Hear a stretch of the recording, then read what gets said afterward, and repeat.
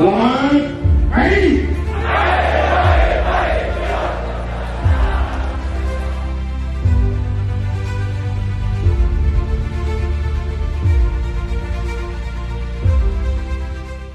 Jadi untuk pelaksanaan kita memberikan pelayanan dan juga pengamanan unjuk rasa May Day di Kota Makassar.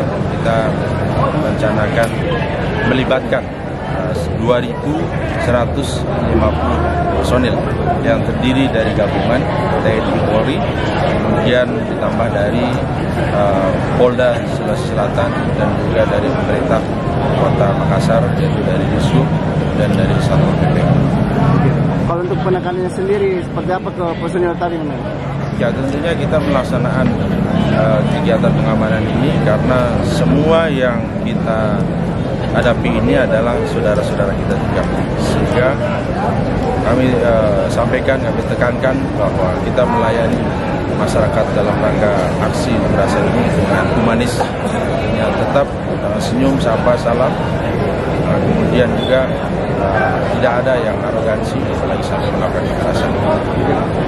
Kemudian juga tentunya kita dalam memberikan pelayanan ini kita tekankan ketulusan dan keikhlasan kita untuk membantu memberikan pelayanan kepada masyarakat.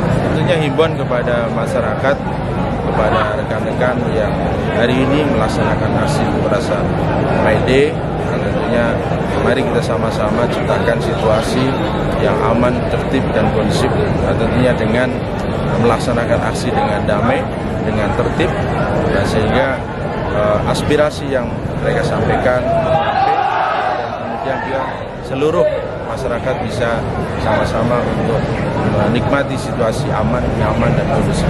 Untuk masyarakat sendiri, mohon maaf nantinya apabila ada pengalihan arus lalu lintas, tentunya kita akan melihat situasi dan kondisi